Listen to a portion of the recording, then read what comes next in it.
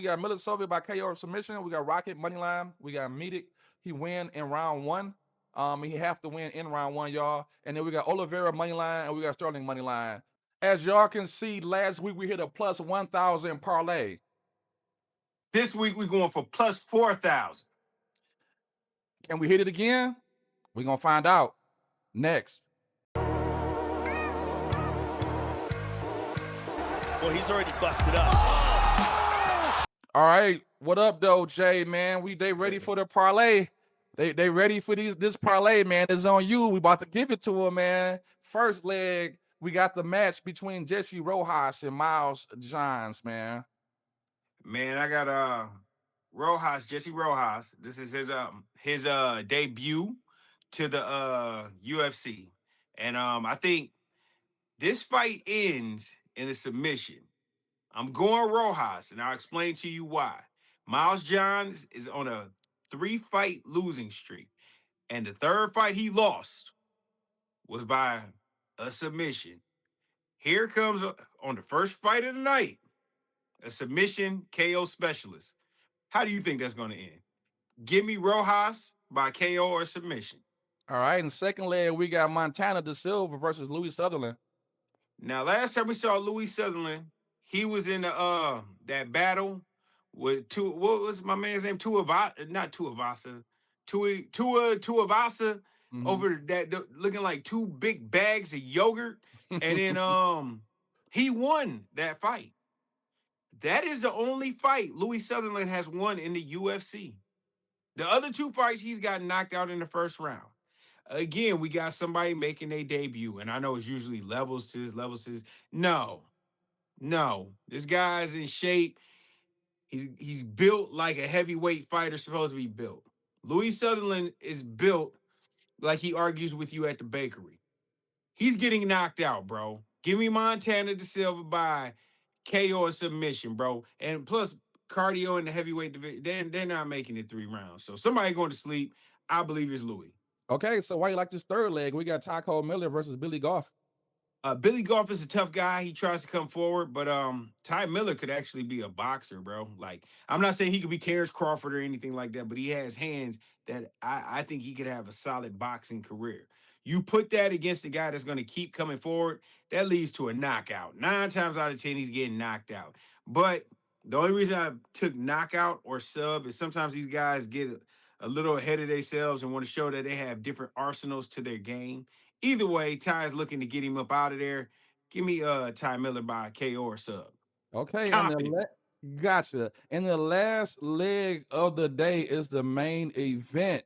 We got Salkilld in the fight versus what is it, Gamrot? Am I saying that right? Gamrot. Gamrot. Yep. Listen, man, I'll just break it to you simple and plain, man. Gamrot has been in there. 3 of his 4 losses have come to world champions or former world champions. His only weird loss came to Dan Hooker. Now, if you go to the MMA world, they act like Dan Hooker's a bum. I don't think Dan Hooker's a bum.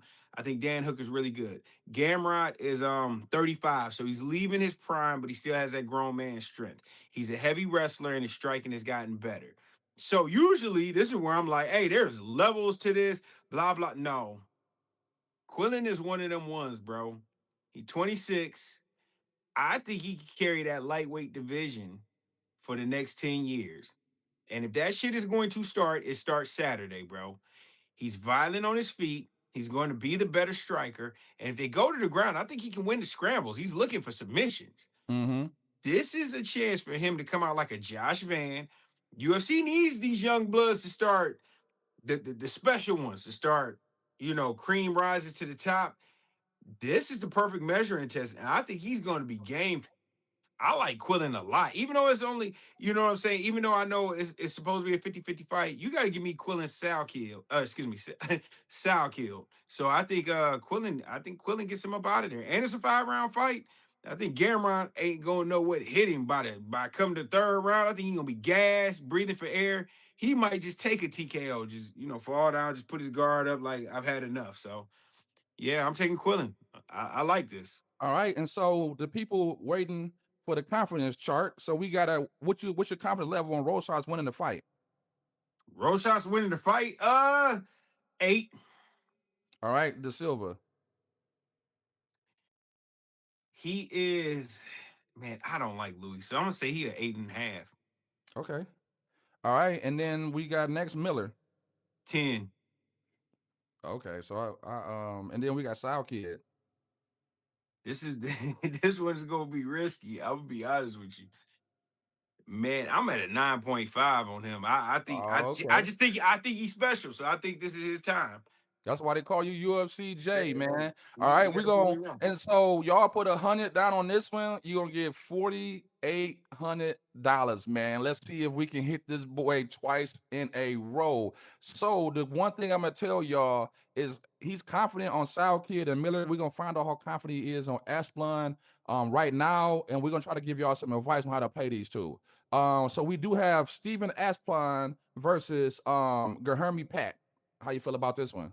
It's gonna be funny, bro, because when they walk out to the ring, if you bet this parlay, you're gonna come back to me like oh man, y'all got me betting. Who you got me betting on? But man, titties hang to the floor, bro. He done lost like 400 pounds. He don't look the part at all. So trust me, I did this with my homeboy. My Mhm, homeboy, when we first bet on it, he was like, man, who you got me betting on? There's no way in it. But when you watch him fight, mhm, it's not even about just having a dog in him to keep coming forward. This big fella got cardio, bro. Like, you know what I'm saying? Like, when you see them cats lose all that weight and they saggy mhm, and shit, those be the cats with the most cardio. And he just heavy-handed and fighting he talked about it on the Contender Series when he came up to the UFC. Fighting is what saved his life, bro. Like, mhm, he just loves to fight, win or lose. Like, his last fight he lost, he got busted up bad, but it was by like a top 7 heavyweight. You know what I'm saying? So against a guy like Pat, who sometimes don't let his hands go, and he's the type of guy that wants to look pretty with it, hit you with a pretty spinning back elbow. You got another guy that's just gonna be on your face. You know what I mean? Like mhm. breaking you down. I think Steven is a minus 300 favorite for a reason, bro. I mean, Pat is going to look like the better fighter, but we've never seen him really let his hands go. And I know Steven is going to put the pressure on him, be up in his face, make it tough, and he's going to keep coming forward no matter what Pat got, because I don't think Pat can knock him out. So I'm very I'm like a 10 on him too. Oh, I'm loving this week, man. We're gonna make some money this week, y'all. I'm loving this week. We gonna hit. Well, yeah, I like this. So reason I wanted to see his confidence level, as y'all see, he's confident on Asplund, Salkilld, and Miller just to win the fight. So we're gonna give y'all the way to play this. If y'all didn't already know, y'all put 100 on the one for 4,876. Y'all take another 100. Y'all drop it on this one right here. Y'all miss the other one. Y'all still only gonna be down $10. You see what I'm saying? You bet, you lose, you missed the other one, you hit this one, you got the plus 190. You see what I'm saying? So y'all, I would go for both of these. Because if you hit both of them, because ain't that right? You missed 100. No, No, you're gonna be up. No, you yeah, gonna no, because you're gonna be bet 200, and you're gonna the 100 you're gonna lose, but you're gonna get plus 190 on this one. right. So you win Well, $190. you up 90. You up Yeah, 90. you'll be up I 90. my bad, y'all. I'm really good at math, man. I apologize, but I promise I'm good at math. So you're right. So you play both of these, you still up 90, even if you lose the other one, because we're so confident in this one right here. Yes, Jay caught that for y'all. All right, y'all. So make sure y'all play both of these, man, and then y'all gotta come back next week if y'all hit that plus 4,000, man. We're gonna have to throw our cash up in here because y'all gonna have some money, man. Y'all gonna have to sprinkle Jay something on this one. All right, we're gonna jump to this next fight. We got Sosa versus Richie Miranda. What you got on this one? Man, the safe pick is going to be Manuel Sosa, man, because I like strikers, bro, and I like strikers to a fault. Richie Miranda is coming in here making a debut, and he's a wrestler. He's gonna try to take him down, get him on the ground, and everything else. If he was a UFC professional wrestler slash grappler, I would always take those guys because they can create problems for people who can't stuff takedowns. Manuel Sosa is a knockout artist, bro. And I don't want to say levels or nothing like that. I just think at the UFC level, when you make your debut, if your specialty ain't the other guy's weakness, you got to show me. It takes one fight for you to show me what you can do, bro. So to me, Manuel or Sosa is the safe pick. I like him. I really think he knocks him out. But again, I Richie is coming up. if he can get him on the ground, Sosa, he doesn't have the greatest takedown defense. This Mm-hmm. could be a problem. I've already picked too many underdogs. I gotta go, man. I gotta go Sosa, bro. What's your confidence on this one? Man, this is like a 3. Okay. 3. Next fight, we're jumping on to the next fight. We got Dr. Negose at -150 versus Bruno Lopez at +125. I think Bruno Lopez is coming off of 3 losses, man, and he's been getting knocked out. Where I can't pronounce his name. He's had 3 fights. He won his last fight.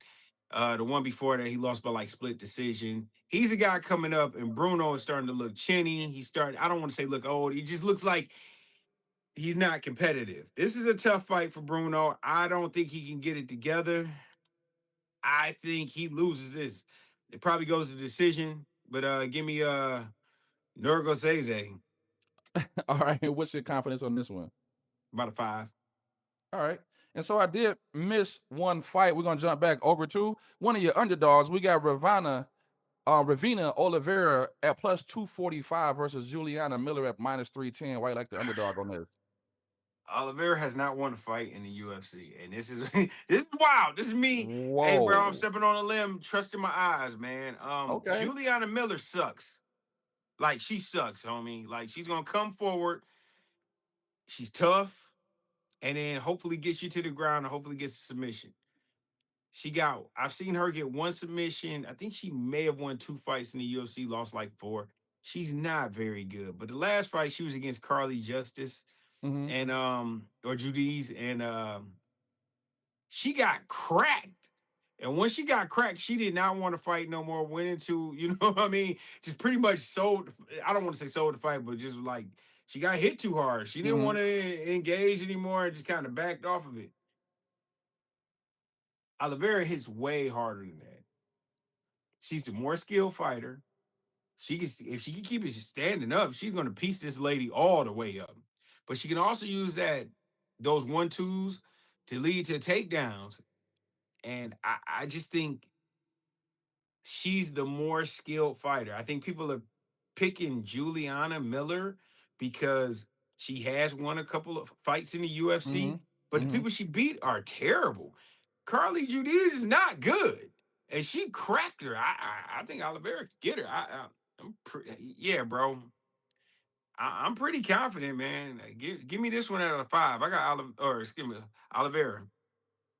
Okay, so that's average confidence, but I'm glad you are average confidence because a +245 underdog who haven't won a fight in UFC, you are stepping out on a limb. Y'all that's watching the show, if Oliveira get her ass beat, I want y'all to jump in the comments and go off on UFCJ. I want you to go to TikTok and go off on UFCJ. Everywhere y'all see UFCJ, I want y'all to jump in there because he's on a 245 underdog who have not won a fight. That's like a negative versus negative, but maybe it equals a positive.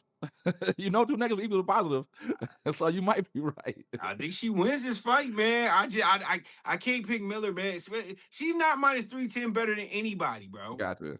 Gotcha. Ain't nothing wrong with that, man. We gonna see. All right, we got another underdog. We got Amanda Lemos +210 versus Alexia the Naira at -265. Please tell me that Lemos won a fight at least. Bro, she's been at the top of the division for Okay. like the last 4 years. So the Okay. people she losing to are the top tier cats, Okay. like Verna, like Wei Lee. She Mm-hmm. loses to the people that main event they own things, like main Mm-hmm. event fight nights and shit. Mm-hmm. So to me, in this situation, she's older. She's 39. I get it. Last couple fights, she's been having trouble with takedowns, but people forget who she's been fighting. The top of the division can do Mm-hmm. this to you. Like if let's say you're a top 5 person. So that means they're going to put you against the champion, number 1 ranked contender, number 3 ranked contender. You're fighting the elite and you're losing to them. Mm-hmm. I can't hold that against you. Where the other girl looks like kind of a heavier bully that just kind of runs through people, but she's beating like the bottom of the gatekeepers, man. Her resume ain't like that. And I know if Amanda Lemos gets her hand, and when I say gets her hands on you, she's going to try to fire away. Mm-hmm. If she punches her if she hauls off and catches her on her chin, Alexia is going to sleep, bro. It is nothing else to be said. I got to go with Amanda Lemos. Now, if Alexia can win this fight, Alexia, whatever, if she wins this fight, then she's on my radar. But right now, her competition level is not on this competition level, man. Give me the old veteran. I think she's been looking kind of bad because she's been fighting the top tier people. Okay, what we got confidence on this one? I'm gonna go at a 5, bro. I'm picking crazy underdogs. These aren't slight underdogs. These are big underdogs. And I feel like the fight goes this way. Either if she loses the fight, she's gonna be out there. Okay, she's over. She's old, bro. She's just gonna start losing to everybody. But the reason I'm picking her is because I can see her schooling this cat. Because I've seen this before, schooling this kid. Like, wait a minute, I ain't done. You're not on this level. I just look bad because I'm fighting the best of the best, bro. This is a break for me. This could be easy because if she lands a couple punches on Alexia, it's gonna be an issue. It's going to be an issue if she's still conscious after she get caught with a couple of these punches. All right, next fight is one of these fights I just called a dumbass fight, man. And when I say a dumbass fight, y'all, the odds is just dumb. So we got Yadir Devali at -850 versus Darren Elkins at +570, man. Darren Elkins is 42 years old. And he has not looked good as of late, bro. This is his last fight. I'm pretty sure he's going to announce his retirement in the ring. The guy he's fighting, if you can't get him up out of there, you need to think about where your career is going. I'm dead serious. Dead serious. This is not even, that's why the odds are so bad. He really shouldn't be fighting. This is the UFC giving him a farewell tour, but he Paul Pierce. You know what I'm saying? He's had a respectable career, but he's not, you know what I mean? He's not a legend or nothing like that. They're giving him a shot. If my man can't get him up out of there, if he can't get him up out of there by stoppage, he really needs to think about what's going on with his career. Like, if this is for him, if he don't, maybe he might need to get into kickboxing. You know what I mean? Bare knuckle boxing. I don't know. This should be easy, bro. Maybe he just go to the WCW or something, man. Just joking, man. What's your confidence on this one? 10. Because if he loses this, bro, I am at a 10 that he need to be up out the UFC. Because if he can't beat him, he ain't beating nobody else. So it's a 10. 10 or bust. Gotcha. We got Diego Fiera at -180 versus Billy Corwantillo at +145. Bro, you ever of course you have. This is like when you at the cookout, bro, and you look over there, it could be your cousins, it could be your uncles. And all of a sudden people start getting loud and they arguing and you know, they just talking to each other crazy and now people getting separated and you go over there and you realize this is all over a game of spades. These are two unks out here that ain't got no business in the ring or in the octagon right now. And then they putting them against each other. Both of these idiots are coming off a knockout. They both got knocked out. So if you bet on this fight, you're a lunatic. But no. You're a maniac. Because this is truly a 50-50 fight. Both of these dudes have no chin left. Diego is 41 years old. Billy Q is moving up in weight because obviously now he trying to blame the fact that he been getting punished on the fact that he cutting weight. So now that he can hold more weight, he's supposed to be better. This fight is ludicrous, bro. But this is our pick'em show, so I got to pick somebody. I feel Diego is the better fighter. Don't love this spot because the man is 41 years old. So Father Time is undefeated. Billy Q sucks from what I've seen. Maybe putting on some weight. Sometimes people do better. Sometimes people get slower. The best bet here is the fight doesn't go the distance. Okay. Somebody TV getting turned off. So you put your confidence on one on this one? 0.5. No, I'm just kidding. One. I'm gonna take Diego 1, bro. He said 0.5. 1, bro. 1. All right, we went through the full 11 fight card, man. You got any last words, man, for the people? No, man. It's been a good run, man. Like I feel good. My picks have been hitting. This week, medium confidence card. I've had to take some underdogs, man. I can't believe in some of these favorites. I feel a fraud. So Mm-hmm. let's buckle up. Let's go. Let's go at it this Saturday. This is gonna be a roller coaster. We're gonna see how it turn out. But yeah, it's been a special couple weeks, man. We've been hitting. We've been profitable each week except for Mm-hmm. one over the Mm-hmm. last month and a half. Mm-hmm. UFC's been good to me, man. So hey, bro, I call it like I see it, and hopefully I'll see you guys at the cash register on Sunday morning. Definitely, and I didn't. I think let me see. I was trying to go for the record, man. Let me find it. I think I found it. So we did want to show 11-2 last week. Overall record 161, 73-1. The big thing I wanted to show y'all is we did hit two big things I wanted to show y'all. For one, 40-9, the last 49 picks is crazy. I don't care what y'all say. I don't care what the odds is. He been picking underdogs. He been giving y'all value. 40-9 out of the last 49 picks. You know how many parlays you can hit? Like at 40-9, that means you only missed 9 out of that's crazy. And so that's why he's been on fire. The show parlay hit last week too at plus 112. So if y'all have played both last week, y'all that won $1,200 last week, man, off $200, man. So tell smart, bet responsibly. Welcome to We Bet Parlays. What we do, man. Man, we bet parlays, bro. Catch y'all And next Friday, man. one more thing I want y'all to do, man. Follow CEO and me over at Instagram at We Bet Parlays. He puts up my confidence chart. So if you don't like our parlays on the show, you can see because this is what some of my homeboys do. If they, for whatever reason, sometimes when they hear from me, they're like, who you confident in? And they want to put their own stuff together. If you go over there, you can see he puts out a confidence chart to show you who I'm confident in, and you can follow that. And I've seen quite a few people hit off of the other confidence levels and connect the dots that way. So Yeah. yeah, man. Yeah, that's been pretty popular, man. We've been picking up followers of that confidence chart. With the confidence chart is posted on our We Bet Parlays community hub and Facebook. It's posted on Instagram. It's posted under the Mr. CEO on TikTok. On X. And it's also posted on We Bet Parlays on TikTok. And then also, too, you can see it on the YouTube Shorts. We put that thing everywhere. So it makes, like y'all said, if y'all don't want to follow these, go hit that confidence chart, make your own parlays, and y'all still gonna win, man. I'm telling y'all. All right, we out, man. Catch y'all every Friday, man. We out. Peace. Peace.